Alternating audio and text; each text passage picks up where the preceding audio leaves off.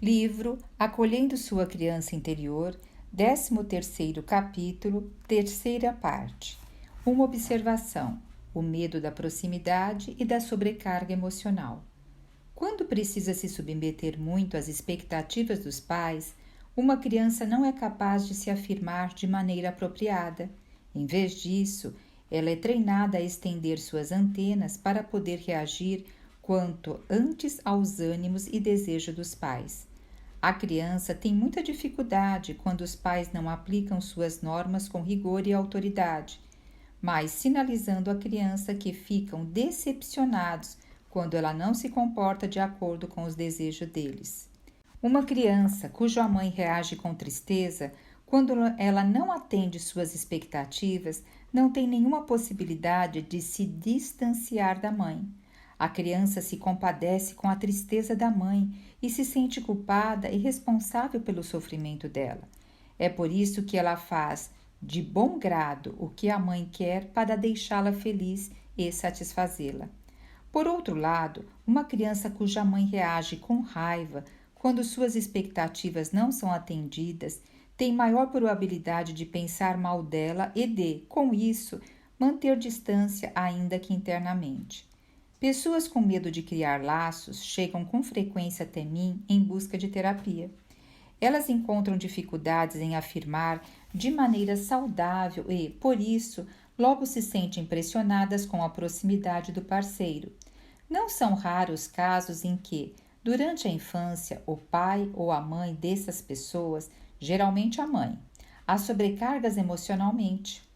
Essa mãe, por exemplo, se mostrava decepcionada se a criança preferisse brincar com os amigos em vez de ficar em casa com ela. Tomás, 39 anos, é um bom exemplo disso.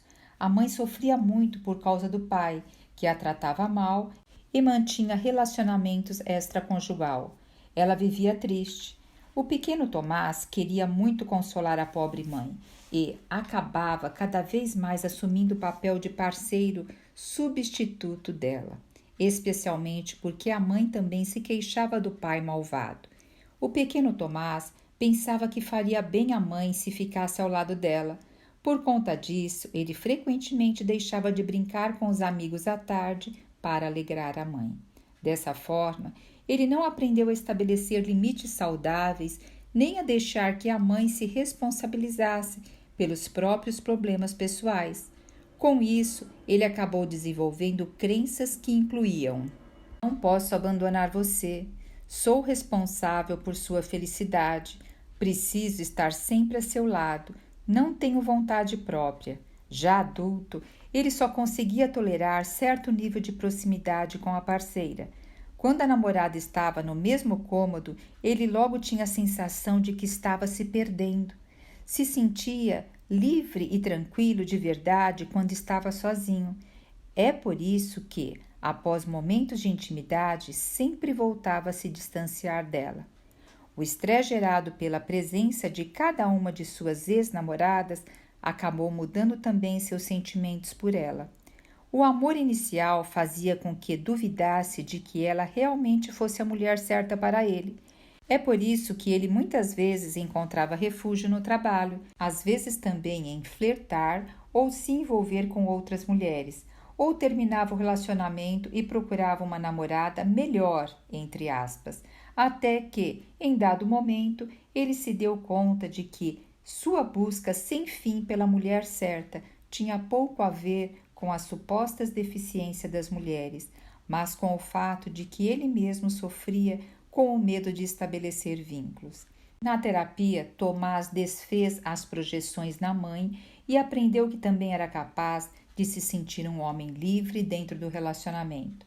Para isso, teve que aprender a se afirmar e a trazer os próprios desejos e necessidade para dentro da relação. A criança nele internalizou que só era possível ter um relacionamento aceitando-o como ele é e não o moldando ativamente. E quanto mais Tomás ia se dando conta de que não estava simplesmente à mercê da namorada, mas de que tinha direitos no relacionamento, mais ele pôde aproveitar a intimidade com ela em vez de fugir. Vamos ver agora um caso especial, o refúgio no vício. Comida, álcool, cigarros, drogas e remédios, tudo isso consola a criança sombra, que anseia por proteção, segurança, tranquilidade e recompensa. Consumo, trabalho, jogos, sexos e esportes também pode ser vivenciados como se fossem vícios para nos distrairmos das preocupações e dos problemas. O vício está primariamente relacionado às nossas sensações de prazer. As drogas, sejam elas químicas ou comportamentais, liberam o neurotransmissor dopamina, o chamado hormônio da felicidade. Quando cedemos a um vício, nos livramos de sensações de desprazer e produzimos sensação de prazer. Somos imediatamente recompensados pela substância ou pelo comportamento, ou então sensações de desânimos se instalam na forma de sintomas de abstinência se não conseguimos obter a substância ou nos comportar de determinada maneira. No entanto, sensações de prazer e de desprazer são a base da nossa motivação, e é exatamente isso que torna tão difícil se livrar de um vício. Afinal de contas, de certo modo, a vida se resume a evitar desprazer e obter prazer. Estamos o tempo todo em busca de felicidade, o que nos deixa propensos a vícios. As consequências negativas duradouras se encontram em algum ponto no futuro, podendo então ser facilmente reprimidas, ou o viciado já sofre as consequências de seu comportamento, gordura no fígado, bronquite crônica, por exemplo, mas mesmo assim não consegue abandonar o vício, porque a ideia de viver sem a droga é um gatilho para sensações de medo e de desprazer, ou mesmo para a dor física. Hoje em dia, a dependência química, como o alcoolismo, é considerado um distúrbio metabólico, porque altera o cérebro, exercendo assim uma influência muito negativa sobre a força de vontade. Os sintomas de abstinência podem ser tão ruins ou o desejo tão grande que a força de vontade simplesmente desmorona. Alguns pesquisadores, como Jenny M. Heyman, psicólogo da Escola de Medicina de Harvard, argumentam que o vício não é uma doença, mas uma dependência como escolha. Um argumento plausível para isso que é. Segundo alguns estudos epidemiológicos, cerca de metade dos dependentes químicos conseguem se livrar da dependência em algum momento. Pessoas acometidas por distúrbios metabólicos como esquizofrenia, Alzheimer ou diabetes não têm essa escolha. Heyman argumenta que o vício é um comportamento controlado por suas consequências, diferentemente de um comportamento involuntário, que é desencadeado por estímulos como piscar. O piscar de olhos ocorre automaticamente em resposta a um estímulo, como o flash de uma câmera. Dar uma piscadela, por outro lado, é voluntário e regido por estruturas cerebrais que avaliam as consequências de nosso comportamento. Assim, por exemplo, um homem pondera se seria bem recebido se desse uma piscadela para uma mulher que achou atraente. Nesse sentido, o vício está sujeito às mesmas leis de motivação e de tomada de decisões que regulam nosso comportamento. Esse pressuposto também se apoia no fato de que a maioria dos dependentes químicos renuncia a seu comportamento quando os custos de seguir adiante com o vício se tornam elevados demais. Ou, ao contrário, eles não largam o vício porque os custos da renúncia parecem ser, em última análise, mais elevados do que os ganhos com a abstinência. Isto também se deve a um fenômeno pérfido do vício. Quanto mais tempo esse durar, mais os comportamentos alternativos perdem o encanto. Especialistas no vício, há uma enorme discrepância entre as opiniões do adulto interior e os sentimentos da criança sombra. O adulto interior geralmente sabe muito bem que seu comportamento é prejudicial e que deve mudá-lo, mas a criança sombra não abre mão de ter recompensas imediatas e de se sentir bem imediatamente. Vícios por ingestão oral, em especial, como compulsão alimentar, álcool e tabagismo, exercem um efeito extremamente reconfortante e tranquilizante sobre a criança interior. Por meio da associação profunda com o seio materno, ainda que inconscientemente, Os vícios por ingestão oral satisfazem muito bem as necessidades que toda criança tem de ser nutrida, cuidada e acolhida. Contudo, os vícios não são atraentes apenas para a criança sombra em busca de consolo e distração, mas também para a criança sol à procura de diversão, aventura e emoção. E é por isso que não só as pessoas que desejam aliviar suas dores e se distrair de seus problemas caem no vício, mas também aquelas que simplesmente estão atrás de prazer, atrás de aventura ou de um barato. A questão é que a criança interior possui uma tendência natural para o excesso. A criança sempre quer fazer o que lhe oferece mais comodidades. O problema é que a conveniência pode resultar em vício, já que o condicionamento dos hábitos e do cérebro faz com que o viciado perca o controle sobre seu vício. A pior coisa no vício é que quanto mais tempo ele dura, menos esperança o viciado tem de se livrar dele. Em algum momento, até mesmo seu adulto interior vai pensar: eu não consigo, viu? Já tentei tantas vezes, eu não vou conseguir. Geralmente, só é possível deixar um vício quando a criança sombra sente que as recompensas a longo prazo são mais atraentes do que a satisfação a curto prazo. Muitos dependentes químicos conseguem largar o vício quando, por exemplo, passam por uma mudança positiva na vida, como um novo emprego ou um novo amor. E é por isso que muitos programas de desintoxicação se baseiam no princípio de minimizar os benefícios a curto prazo e tornar os objetivos a longo prazo mais atraentes. Não foram poucos os fumantes que largaram o cigarro graças a leis antitabagistas, porque os benefícios imediatos do tabagismo foram consideravelmente restringidos, tendo sido obrigados a fumar na chuva e no frio. Em minha opinião, o fator decisivo no abandono de um vício é que as pessoas tenham aqueles sentimentos que as motivem a mudar o comportamento, tais como admitir o medo das consequências a longo prazo, em vez de reprimi-las, e antecipar a alegria de viver e o alívio que surge quando se consegue abandonar o vício. Na seção Observação, Estratégias de Reflexão contra o Vício, logo a mais na página 210, vou mostrar a você algumas medidas com as quais a criança e o adulto interior podem se motivar a abandonar seus vícios. Méritos dessa estratégia. A maioria dos viciados são pessoas muito divertidas quando nos habituamos a elas.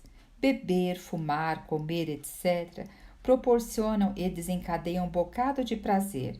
Além disso, as tentações estreitam todo o lado. Realmente não é fácil resistir o tempo todo. Afinal de contas, você só deseja estar bem. Primeiros socorros. Infelizmente, o problema é que a maioria dos vícios também cobra um preço elevado, o que faz com que muitas vezes você se sinta culpado e chateado. Você se vê diante de um dilema atroz. Por um lado, o vício que pelo menos te deixa feliz a curto prazo, por outro, o medo e suas consequências te terrificam. De início, você pode simplesmente buscar compreender a si mesmo e seu vício. Já é bastante coisa sofrer desse comportamento. Não precisa se flagelar culpando a si mesmo. Sua criança sombra está carente e precisa de afeto e atenção.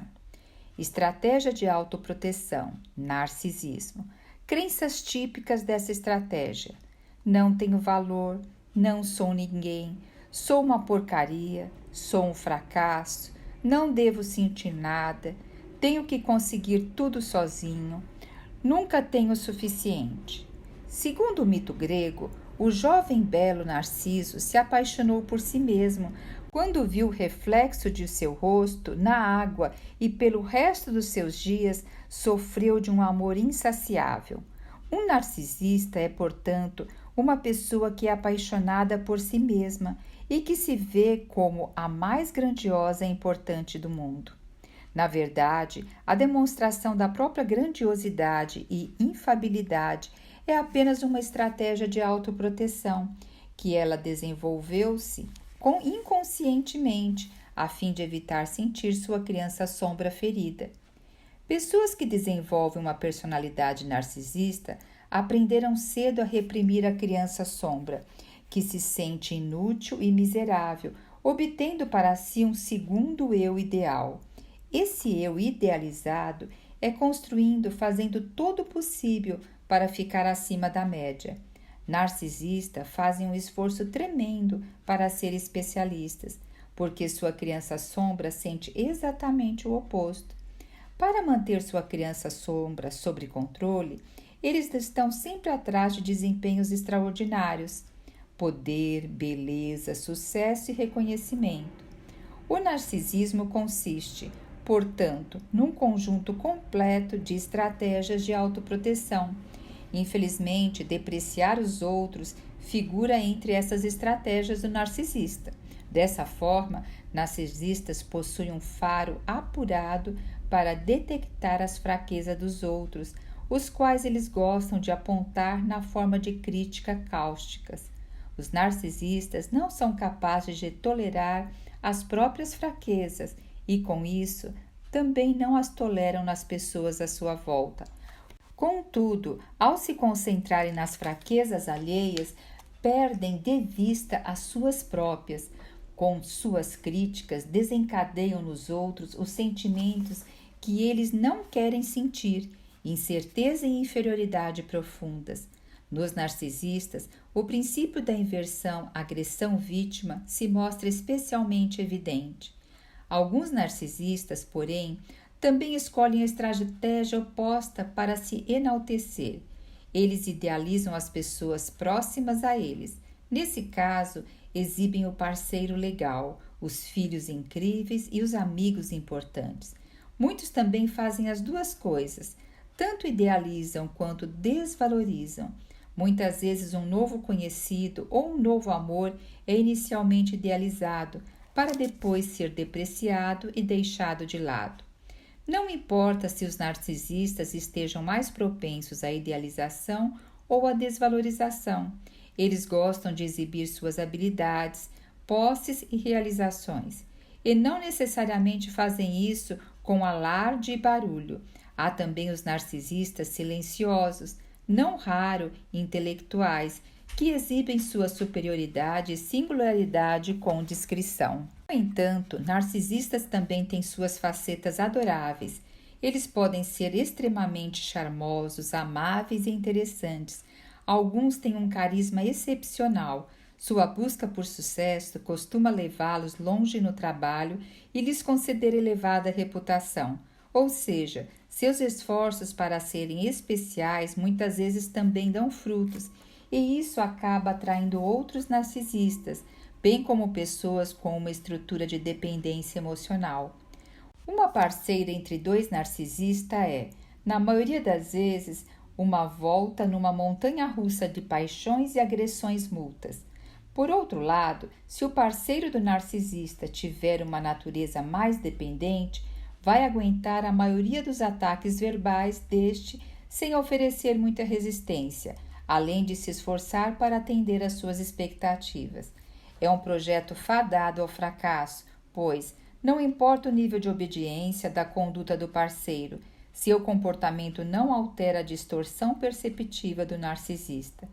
Essa distorção da percepção consiste na ampla supressão das próprias fraquezas, aliado a uma percepção aumentada de pequenas e supostas fraquezas do parceiro. Quando o narcisista entra nesse estado de percepção, seu olhar se concentra, por exemplo, no nariz um pouco grande da parceira, enquanto as qualidades dela desaparecem de seu campo de visão. Essa suposta fraqueza enfurece o narcisista porque a função da parceira é vangloriá-lo. Ela deve ser perfeita, tal como ele é. Nenhum parceiro tem a mais remota chance diante da capacidade do narcisista para detectar fraquezas. Mais parceiros dependentes acabam convencidos de que, se fossem melhores, mais bonitos, o narcisista ficaria mais satisfeito com eles. Essa é uma típica falácia da criança sombra e não se verifica apenas em relação com uma estrutura marcante narcisística. Muitas pessoas tendem a ficar deprimidas ao ser criticadas, por mais injustas ou irreais que as críticas sejam, por causa de suas influências interiores. Sempre têm a sensação de serem culpadas ou de não serem boas o suficiente. Isso acontece mesmo quando o adulto interior dessas pessoas já reconheceu há muito tempo que o parceiro é narcisista e que não é culpa delas se ele sempre as despreza, pois a criança sombra não toma conhecimento disso e permanece presa em seus sentimentos de inferioridade, que são reforçados pela crítica do narcisista. Para se curar, a criança sombra deseja desesperadamente obter o reconhecimento do narcisista e se esforça ainda mais para agradá-lo, mas o narcisista não muda e o dependente emocional se enxerga como ineficiente e impotente, reforçando ainda mais sua percepção de dependência. Isso torna-se um círculo vicioso. Narcisistas também são colegas de trabalho e chefes impopulares. Dadas suas ambições extremas e sua sede de poder, e sua irritabilidade dificulta ainda mais as coisas nos tratos com eles. Quem vê de fora fica confuso, pois o narcisista parece se sentir ofendido com todo tipo de coisa inofensiva, ao mesmo tempo que transmite uma imagem inabalável e de confiança. Só que a criança sombra deles, profundamente insegura, reage com irritação extrema em vez de tristeza. Raiva e ressentimento estão entre as emoções dominantes nas pessoas narcisistas. Entretanto, elas também caem em estado extremamente depressivo às vezes, quando suas estratégias de sucesso falham e fazem que experimente uma derrota pessoal. A criança sombra, então, cai em profundo desespero, porque agora sente-se totalmente inadequada e ruim. A fim de proteger sua criança sombra, o adulto se esforça para voltar a ser bem-sucedido, fazendo uso de suas antigas estratégias, mas o sofrimento às vezes é tão grande que ele pode vir a se matar. Na melhor das hipóteses, ele procura terapia e aprende a aceitar e a consolar sua criança sombra, de modo a se sentir compreendido e ter seu valor reconhecido, sem que para isso precise fazer algo de especial. O narcisismo é uma estratégia de autoproteção que todos nós empregamos. É o grau com que essa estratégia é usada que vai determinar se tal pessoa é narcisista. Em menor grau, todos nós utilizamos estratégias narcisistas de defesa. Queremos aparentar ser melhor ou os melhores e, para isso, por vezes também depreciamos um pouco as outras pessoas.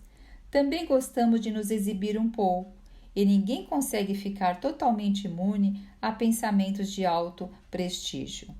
Nosso olhar às vezes também se concentra nas fraquezas dos outros. Também sentimos vergonha quando nosso companheiro nos desonra.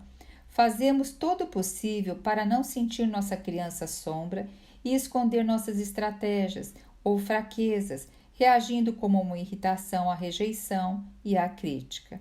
Méritos dessa estratégia. Você faz um esforço tremendo para alcançar bons resultados em suas atividades e ter boa aparência. Isso demanda uma boa dose de força e empenho. Você provavelmente é bem-sucedido em muitas coisas e pode se orgulhar disso. Primeiros socorros. Sua estratégia de autoproteção consome muita energia e leva a frequentes situações de conflito com outras pessoas. Lembre que todos os seus esforços para ser especial não curam sua criança sombra.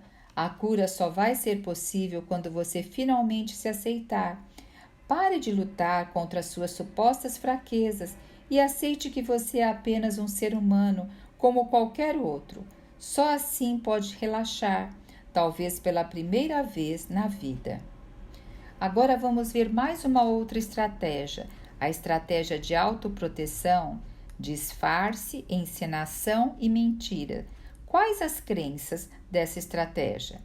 Geralmente são: não posso ser eu mesma, tenho que me adequar a alguém ou tenho que me adequar a você, sou ruim, não sou bom o bastante, ninguém me ama, não tenho valor. Todos nós seguimos normas e regras sociais em maior ou menor grau e nos esforçamos para nos adequar a elas. Nas interações cotidianas, há uma variedade de rituais sociais que seguimos de maneira automática. Não podemos nem queremos nos comportar o tempo todo e com todo mundo de maneira totalmente aberta e autêntica. Certa dose de reserva e disfarce é saudável, natural e socialmente aceitável. O problema está em entrar num personagem e se esconder atrás dessa máscara. A pessoa que se relaciona mal com os seus sentimentos e com sua criança sombra se vê presa a uma concha em seus relacionamentos. Um cliente que tinha esse problema uma vez me perguntou e também explicou que, quando saía para o trabalho, se via como uma legenda de uma foto genérica. Homem de terno se encaminha ao escritório. Ele mal conseguia se perceber e uma vez se classificou como um ator num teatro. Sua criança sombra era condicionada a se adaptar e atender às expectativas alheias. Pessoas como esse cliente costumam dizer que simplesmente desempenham sua função nas interações pessoais. Elas exibem um comportamento ensaiado, interpretam um papel social e usam uma máscara. Não se atrevem a ser autênticas. O medo de serem rejeitadas e serem atacadas é muito grande. Elas raramente dão sinal externo de insegurança. Mesmo aquelas pessoas que têm algum acesso a si mesma e às suas emoções, muitas vezes sentem a necessidade de desempenhar determinado papel na companhia de outras pessoas. Escondem as próprias necessidades e se adaptam aos desejos dos outros.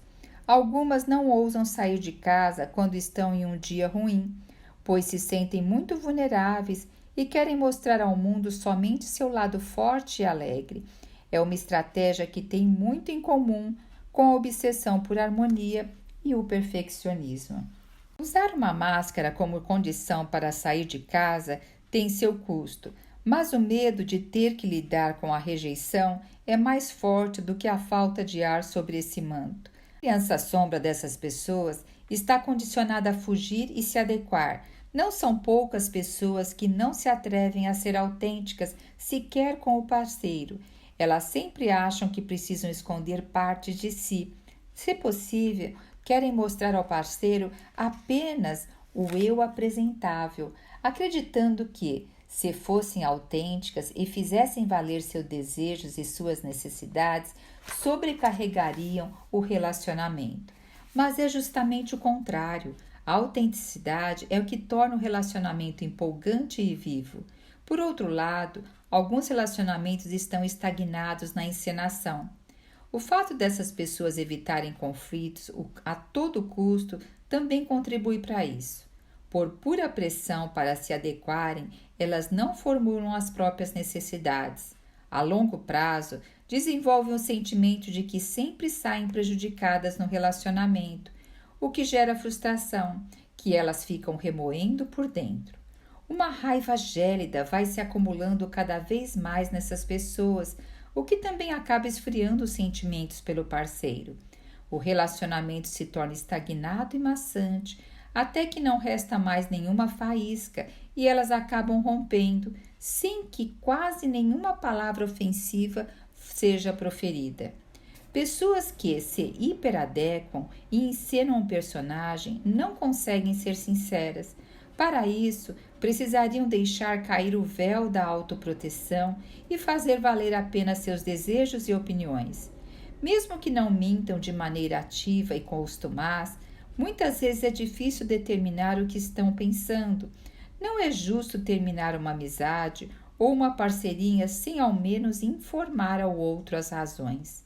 É igualmente injusto apresentar ao outro um acerto de contas final no término da relação se, durante a parceria ou amizade, essa pessoa raramente se queixava.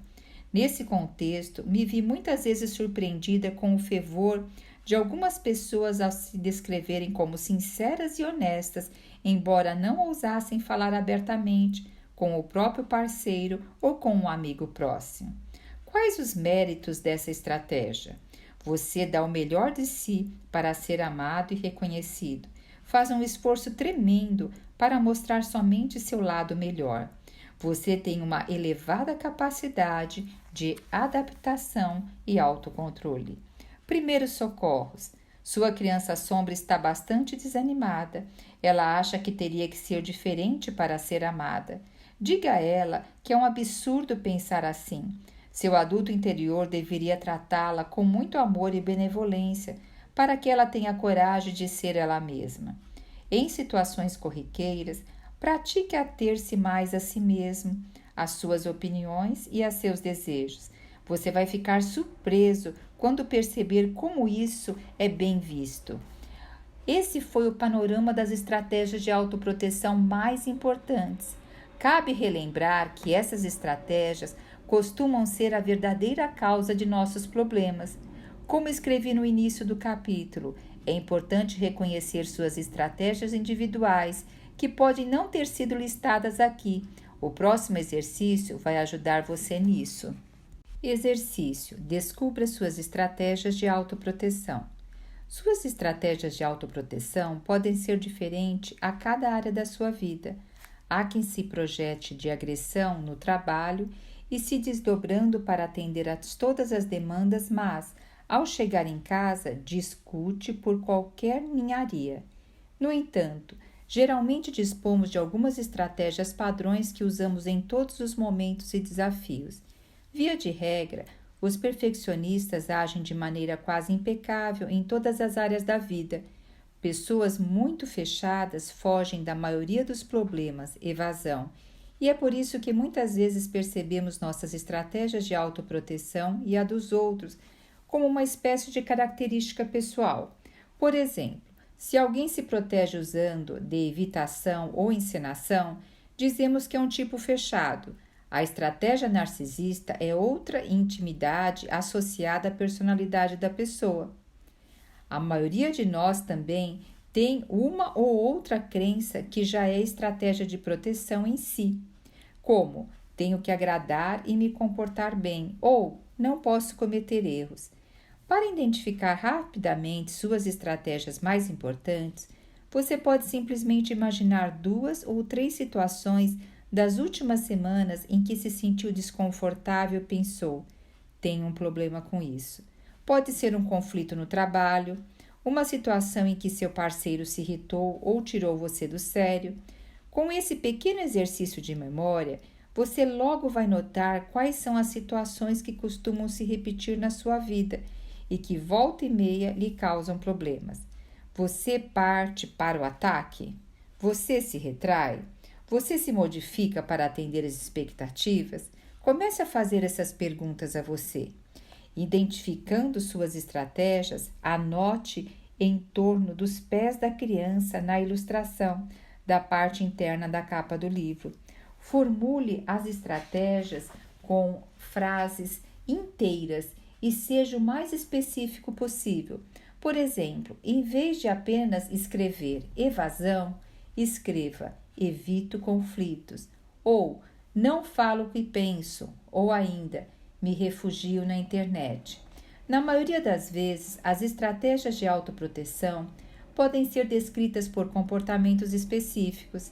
Elas atuam no campo das ações, portanto, anote suas estratégias individuais da seguinte maneira: vou para a garagem e fico um bom tempo mexendo no carro, ou compro muitas coisas desnecessárias, ou invento história, eu minto.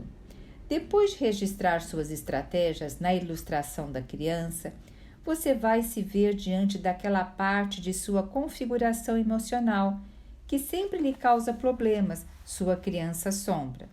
A criança sombra está sempre com você. Como dito anteriormente, todos os problemas que enfrentamos na vida e para as quais contribuímos de algum modo podem ser associados à criança sombra. Simples assim. Mas a maioria das pessoas tem dificuldade em acreditar nisso. De fato, não é fácil entender que na maioria esmagadora dos casos a criança sombra, com as suas crenças simplórias, se esconde atrás de nossos problemas aparentemente tão distintos e tão complexos. É o que percebo em meus clientes repetidamente. É o caso de Bia, 27 anos, que na 10ª sessão de terapia me relatou que um problema que tivera com a melhor amiga na semana anterior. Quando falei que tudo isso já estava na sua ilustração da criança, ela reagiu com surpresa. Então revivemos mais uma vez suas crenças e suas estratégias de autoproteção. E só então ela se deu conta novamente de que na verdade eram apenas variações do mesmo tema, por causa do sentimento de inferioridade de sua criança sombra que carregava a crença: não sou boa o bastante. Bia se ofendia com a menor das críticas e reagia se fechando. Portanto, mesmo que já tenhamos nos entendidos com a nossa criança sombra, pode ser que nos esqueçamos dela no dia a dia. Por isso, podemos nos pegar no flagra quando estivermos percebendo nosso entorno através dela e agindo segundo os padrões antigos. Você se perde e vai parar tão longe de si mesmo, por assim dizer, que acaba caindo nas suas projeções. É você quem constrói sua realidade. Se quiser sair da configuração da infância, em outras palavras, se quiser ser mais feliz, precisa aceitar que é você mesmo quem constrói sua realidade, juntamente com sua criança sombra e suas crenças, ou seja, seus problemas, com exceção daqueles que são caprichos do destino. Resultam da percepção subjetiva que você tem de si e de seu entorno. Tudo o que você precisa entender agora é que você é livre para moldar sua percepção, seus pensamentos e seus sentimentos. Você provavelmente não acredita em mim. É que muitas vezes experimentamos nossos sentimentos como vigorosos e inevitáveis. E estamos habituados desde a infância a acreditar que há uma única realidade, ou seja, a nossa. Por isso, tenha em mente que, em medida que suas crenças negativas influenciam seus sentimentos e até que ponto suas estratégias de autoproteção permeiam seu cotidiano. A razão para essas influências da infância atuem tão profundamente e funcionem como óculos subjetivos é que nosso cérebro aprendeu por condicionamento. Quanto mais se repete um pensamento, uma ação ou um sentimento, mais verdadeira essas coisas vão se tornar, ou seja, mais profundamente serão registradas como conexões neurais, estímulo-reação em nosso cérebro e em nossa consciência. Por meio da repetição habitual de pensamentos, sentimentos e fatos, os circuitos neuronais em nosso cérebro vão se tornando estradas cada vez mais largas, ao passo que para pensamentos, sentimentos e ações alternativos só dispomos de uma pequena trilha, na melhor das hipóteses. Por isso, insisto, você mesmo constrói sua realidade e esse processo se desenrola de forma automática e inconsciente até que você dê conta dele. Quando isso acontecer, você será capaz de mudar sua realidade e, junto com ela, seus pensamentos, sentimentos e suas ações. As mais recentes pesquisas científicas sobre o cérebro comprovam isso. Não há nada de místico nessa afirmação. Nos próximos capítulos, vamos ver como realizar essa mudança e como moldar sua realidade de forma construtiva. Mas, antes de nos dedicarmos à criança Sol e às suas estratégias de reflexão, vamos aceitar, consolar e talvez até curar a pobre e ferida criança Sombra.